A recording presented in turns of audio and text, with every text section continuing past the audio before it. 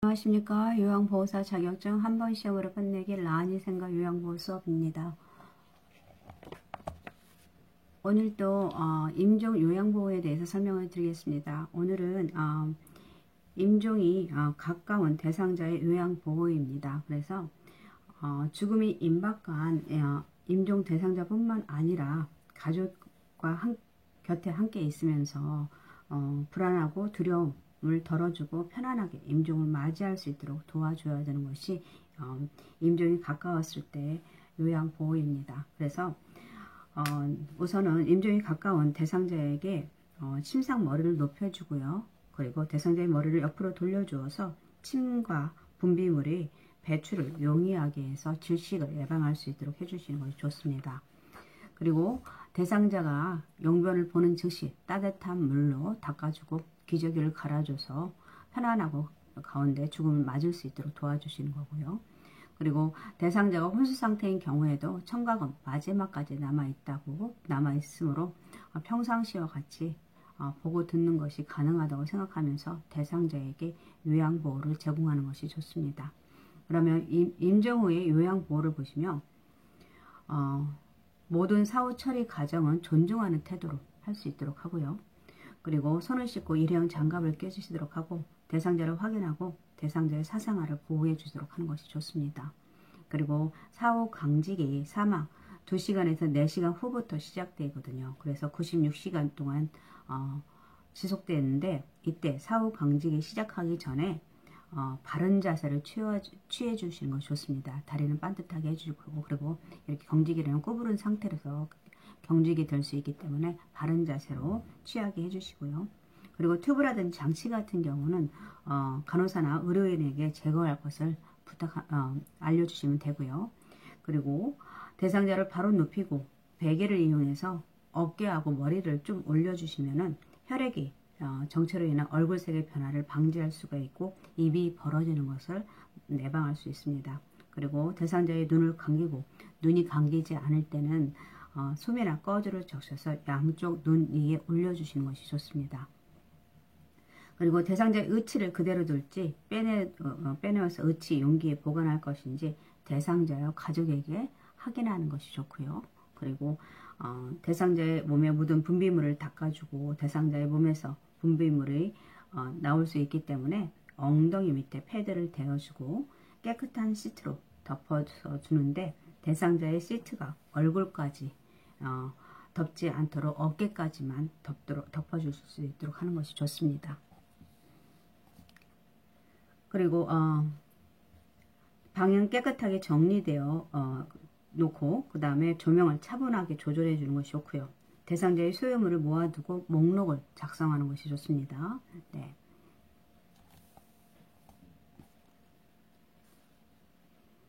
그리고 가족에 대한 요양보호는 가족들은 이제 대상자들이 죽음을 받아들일 수 있도록 도와주는 것이 좋고요. 그리고 일반적인 반응을 보시면 대상자들은 목이 조이거나 가슴에 답답함에 어떤 걸 느낄 수 있고요. 속이 텅 빈 것처럼 느끼고 식욕을 잃을 수도 있습니다. 그리고 때로는 죄의식을 느끼게 하기도 하고 다른 사람의 분노를 표출하기도 하고요. 그리고 안절부절 못하고 일에 몰두하지 못하고 그리고 아무런 이유 없이 이곳저곳 배회하기도 합니다. 그래서 일을 시작해놓고 끝내지 못하거나 아예 잊어버리기도 합니다. 그래서 사랑하는 사람이 눈앞에 있는 것처럼 느낀다고도 합니다. 그리고 불면증에 시달리고 임종 대상자의 꿈을 자주 꾸고요. 임종 대상자가 행동이나 버릇을 흉내내기도 합니다. 그리고 임종 대상자의 과거사에 집착하기도 합니다. 그리고 임종 대상자와 관계없이 우연히 일어났던 일이나 좀 더 해주지 못한 일에 대해서 분노를 느끼기도 합니다. 그리고 임종 대상자가 유가족을 남겨놓고 떠난 것에 대해서 격분하기도 합니다. 그래서 우울한 감정에 사로잡히기도 하고 예상치 못한 시기에 울음을 터뜨리기도 하기도 합니다. 그래서 이럴 때 우리가 도와줄 수 있는 것은 돕는 자로서 도움을 제공해야 되고요. 그리고 가족과 함께 있으면서 도움을 주려고 노력하고 그리고 임종시 가족이 임종 대상자를 직접 돕게 해주시는 것이 좋습니다. 그리고 요양보호사는 가족들을 이해하는 태도로 가족의 곁에서 함께 있고요. 예. 그리고 가족과 함께 있는 것만으로서 가족에게 도움이 될 수 있습니다. 그렇다고 장례식이나 장지에 가는 일은 하지 않는 것이 좋고요. 그리고 여러 가지 방법으로 가족을 지지해야 되는데 안아주거나 손을 잡는 등 적절한 신체 접촉을 통해서 가족들에게 혼자가 아니라는 느낌을 주고요. 그리고 가족이 대상자에게 한 일에 대해서 참 잘했네요 라고 좋습니다 하면서 지지하는 것이 좋습니다. 그리고 경청 같은 거, 감정에 초점을 맞춰서 경청 같은 것을 정서적으로 큰 지지가 될 수 있고요. 격려 같은 걸 하는데 곧 괜찮아질 거예요. 아무 염려하지 마세요. 이런 상투적인 말은 하지 않는 것이 좋고요. 그냥 힘드시죠? 수고 많으셨어요. 같은 가족을 공감하고 위로해 주는 것이 좋습니다. 그리고 가족이 자신의 감정을 숨기지 않고 슬픔을 표현하도록 도와주시는 것 좋고요. 그리고 눈물이 흘리거나 힘들어할 때도 예면하지 않고 휴지를 주는 것 등으로 해서 충분히 표현하고 지지할 수 있도록 하는 것이 좋습니다. 그리고 가족의 태도와 행동을 판단하지 말고 중립적 자세를 유지하는 것이 좋습니다. 네. 그 다음에 가족을 위한 사별 준비에서도 사별 전에는 대상자 옆에서 끝까지 함께 있어서 마지막까지 좋은 기억으로 남을 수 있도록 하고요. 그리고 대상자가 혼자 있으면 불안하기 때문에 가족이 교대로 대상자 곁에 함께 있도록 하는 것이 좋습니다. 그리고 대상자의 가족을 위해서 헌신과 사랑을 주셨고 최선의 삶을 다했다고 가족 모두 자랑스럽고 감사하게 기억한다는 것을 알려주는 것이 좋습니다.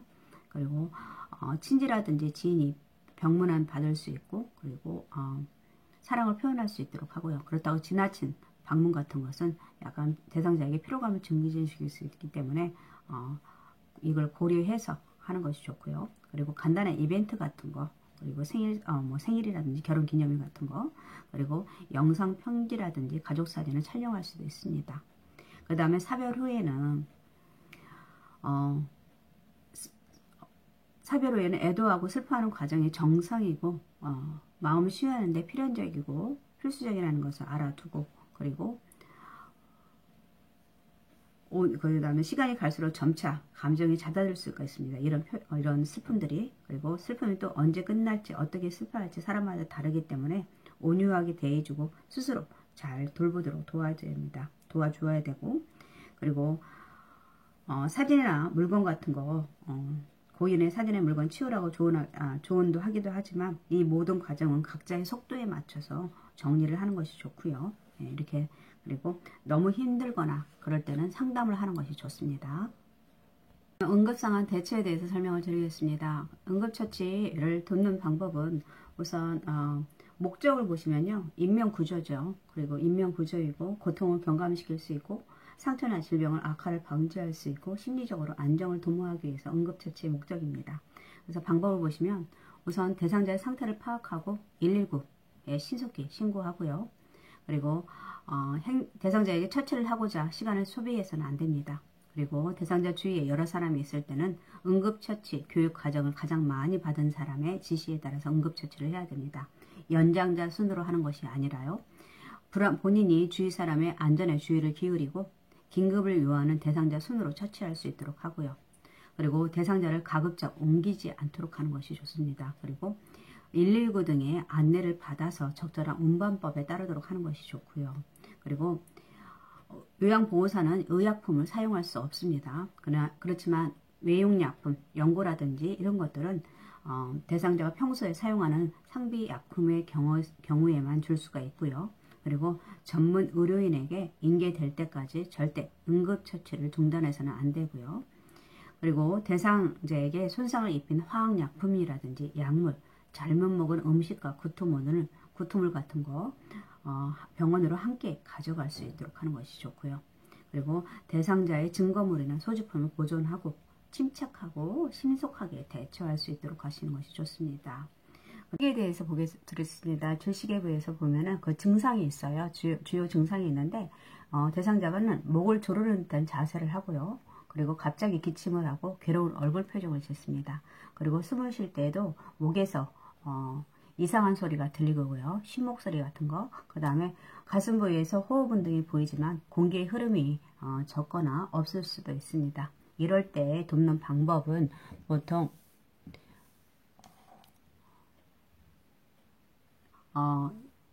육안으로 보이면은 큰 기침을 하면서 이물을 뱉어내게 해야 됩니다. 그리고 요양보호사의 손가락으로 빼려고 하거나 구토를 유발하는 행위 같은 것은 하지 않는 것이 좋고요. 왜냐하면 이물을 배출하는데 시간이 더 오래 걸리고 이물이 기관지로 더 내려가도록 할 수 있기 때문에 하면 안 됩니다. 그래서 의식이 있는 경우에 가장 먼저 스스로 기침을 하게 하고요. 그리고 대상자 뒤에 서서 대상자의 배꼽, 명치 중간에 주먹을 쥔 손의 엄지손가락이 배에 닿도록 하고, 그리고 다른 한쪽 손으로 주먹 쥔 손을 감싼 다음에 양손으로 복부의 윗부분을 후상방으로 힘차게 밀어 올립니다. 그래서 뱉어낼 수, 한 번으로 이물질이 빠지지 않으면 반복해서 시행을 해야 됩니다. 이게 무엇이냐면 우리 여러분 봤을 거 하임리히법.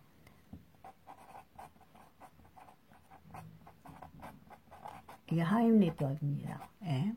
그리고 의식이 없는 경우에는 즉시 119에 신고하고 즉시 심폐소생술을 실시하도록 하는 것이 좋고요. 네.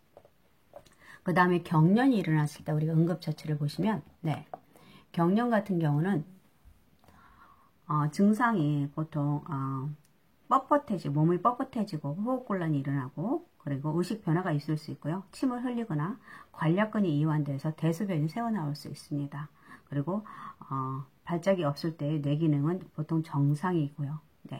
이럴 경련을 일으킬 수 있는 것은 뇌전증이라든지 열사병 같은 것이 있을 거예요. 뇌전증 같은 경우는 뭐냐면 경련과 의식장애를 일으키는 발작 증상이 되풀이 나타나는 질환일 수 있고요. 그리고 유전적인 경우도 있고 뇌상이나 뇌종양이 원인이 돼서 나기도 합니다. 열사병 같은 경우는 고온 다습한 곳에서 몸에 열을 발산하지 못해서 체온이 높아져서 어지럽고 피로가 느껴서 갑자기 의식을 잃고 쓰러질 때입니다. 이게 열사병이고요. 그리고 돕는 방법을 보시면 보통 대상자의 머리 아래에 부드러운 곳을 대주고 위험한 물건을 치울 수 있도록 해주시는 거 좋고요. 몸에 꽉 끼는 옷을 단추라든지 넥타이를 풀어주고 편하게 호흡할 수 있도록 해주시고요. 그리고 남자 같은 경우는 넥타이 같은 거 풀어주고, 복부 같은 거, 벨트 같은 거 풀어주고, 그리고 여성 같은 경우는 가슴 쪽에 있는 브레이지어 같은 거 풀어주시는 거 좋습니다. 그리고 침이나 거품 혹은 구토 등으로 숨을 쉴 수 없는 경우에는 대상자의 얼굴을 옆으로 해서 돌려 눕혀서 기도를 유지해 주도록 하고요. 그래서 입에 순수건이나 이물질을 넣어서는 안 됩니다. 그래서 이물질 같은 것이 이물질 넣는다고 입안에 상처를 내거나 호흡곤란을 일으킬 수 있기 때문에 수건 같은 것이 아예 기도를 막을 수도 있기 때문에 이런 것을 하지 않는 것이 좋습니다. 그리고 경련은 1, 2분 후면 끝나므로 대상자를 꽉 잡아주거나 억지로 발작을 멈추게 해서는 안 됩니다. 그리고 조용히 기다리고 대상자를 주의 깊게 관찰할 수 있도록 하는 것이 좋고요. 그리고 경련성 질환이 없던 대상자가 경련을 일으켰을 때는, 그리고 5분 이상 발작이 지속되면은 즉시 119에 신고하고 그 다음에 시설장이나 간호사에게 보고하는 것이 좋습니다. 그리고 오늘은 여기 경련까지 하고요. 다음 시간은 계속 하상이라든지 심폐소생술에 대해서 설명을 드리겠습니다. 계속 이어서 문제풀이를 하도록 하겠습니다. 먼저 보겠습니다. 오른쪽 편마비 대상자가 단추가 없는 상의를 입히는 순서로 옳은 것은 이라고 되어 있네요. 먼저 우리가 보시면 오른쪽 편마비 보통 입힐 때는 불편한 쪽으로 입히고요. 마비 쪽으로. 그리고 벗길 때는 건강한 쪽입니다. 이거 하나만 알고 계시면 되고, 그리고 그거는 바뀌지가 않습니다. 그것은 수액을 달고 있어도 항상 입히는 쪽은 불편한 쪽을 먼저, 그리고 건강한 쪽으로 벗기는 거 알아주시면 될 것 같고, 그래서 보시면 오른쪽 편마비니까 오른팔이 먼저, 이거 단추가 없는 것이니까 티셔츠나 스웨터 같은 것입니다. 그래서 오른팔, 그리고 머리, 왼팔이 되겠습니다.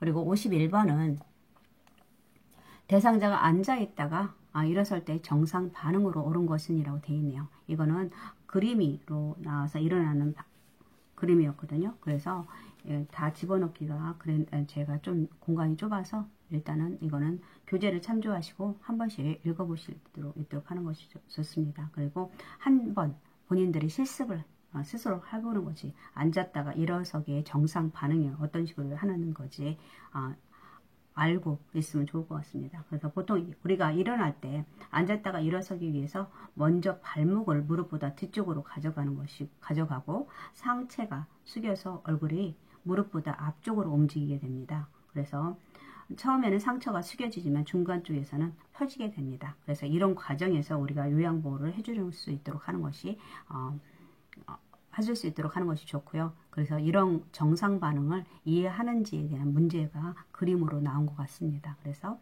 꼭 알고 보실 수 있도록 하시는 것이 좋을 것 같습니다. 그 다음에 편마비 대상자를 휠체어에서 방바닥으로 이동시키는 순서. 근데 이거 글씨가 빠졌네요. 순서로 옳은 것은 이라고 되어 있는데 보면은 순서가 건강한 손으로 바닥을 짚게 한다. 대상자의 마비 측 어깨와 몸통을 부축해준다. 건강한 다리에 힘을 주어서 바닥에 내려앉게 한다. 휠체어의 잠금 장치를 잠그고 발 받침대로 올려서 발을 바닥에 내린다. 일단은 휠체어에서 방바닥으로니까 먼저 휠체어의 잠금 장치와 잠그고 발 받침대로 올려서 바닥에 내린다. 라번이 먼저 시작을 하네요. 그리고 대상자의 마비 측과 어깨를 몸통을 부축해 줘야 되겠죠. 그리고 건강한 손으로 바닥을 짚게 하고 건강한 다리에 힘을 주어서 바닥에 내려앉게 한다. 그래서 라나 가다가 맞겠네요. 답이 라나 가다 3번이 되겠습니다.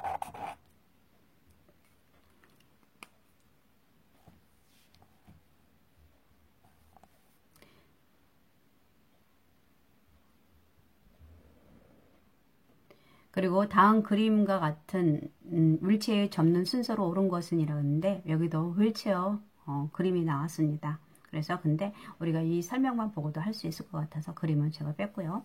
잠금 장치를 잠그고 발 받침대로 올린다. 양쪽 팔걸이를 모아서 접는다. 시트 가운데를 들어 올린다. 어떻게? 처음에 우리 잠금 장치 항상 잠그고 발 받침대로 올려줘야 되고요. 그 다음에 가운데 시트를 들어 올리고 그리고 양쪽 팔걸이를 모아서 접는 순서가 이렇게 됩니다. 그래서 라, 다, 나네요. 그죠? 네. 아니, 가, 다, 나네요. 그죠? 가, 다, 나. 1번이 되겠습니다. 네.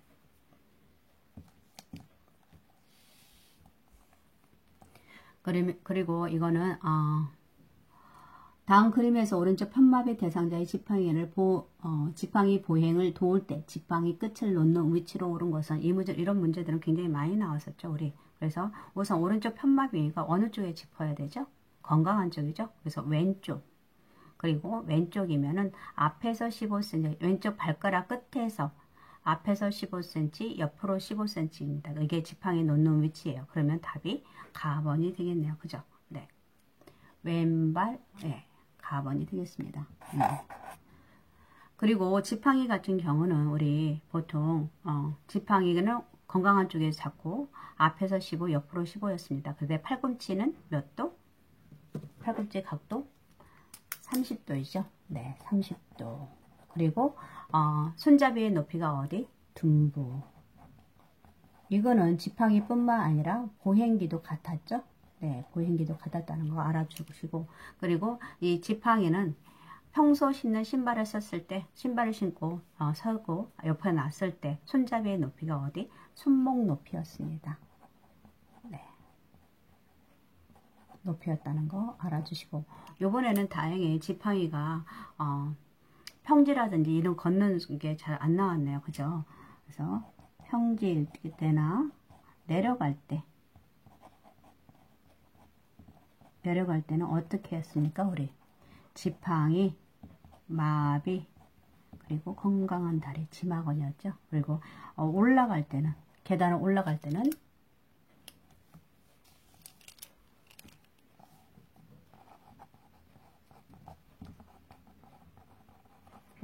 지팡이, 건강한 다리, 마였죠. 그래서 증거마 순서로 꼭 알고 있으면 좋을 것 같습니다. 오늘은 여기까지 하고 다음 시간에도 계속 하도록 하겠습니다. 함께 해주셔서 감사합니다.